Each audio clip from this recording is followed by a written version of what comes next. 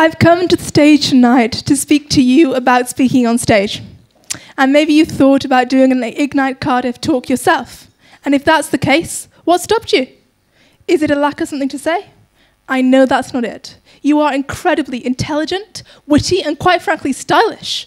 I can see that from here. No, I think what often stops us is fear. I grew up on the stage. I grew up with my mother as a speaker. I studied ballet from age 2 and drama from age 6. I wanted to be a nurse/ballerina/actress, naturally.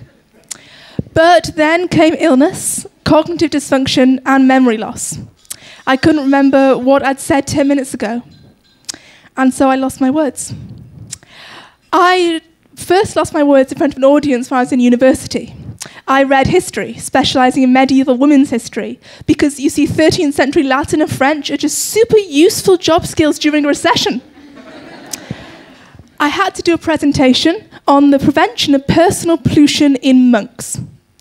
At the Q&A at the end, one of the other students asked how the abbot would check if the monks had engaged in personal pollution during the night, if you catch my drift.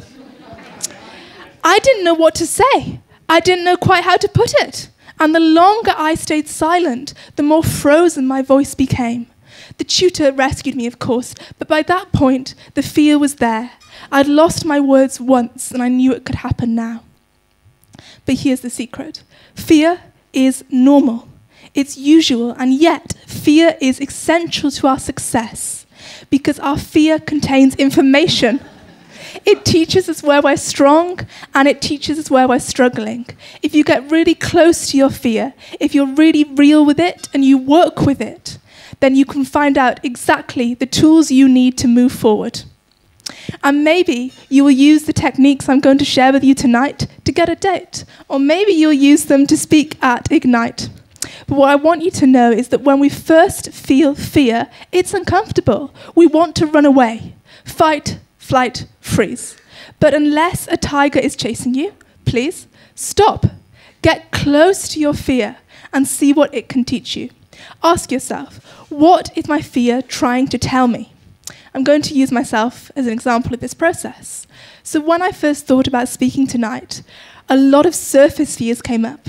I thought, I don't have the energy to do it. Can the company spare the time it takes me to prep this? But under all those were deeper fears. Like, what if I forget my words on stage? Or what if I'm nervous? But if somebody was nervous, we here at Ignite would support them, wouldn't we? Thank you, yes. Underneath that were even deeper fears. The real fear was, what if I get up on stage to speak and nobody connects with what I have to say? And I think that's the core fear for so many of us. What if I make myself vulnerable on stage and nobody responds? But realizing that fear, I can deal with it. Because I know that vulnerabilities foster connections. So if I sit up here today and share my fears and my heart with you, then that gives you permission to share yours with me and with others. And it hopefully gives you a little extra push to be able to share your words on stage next time. And I can speak up for that.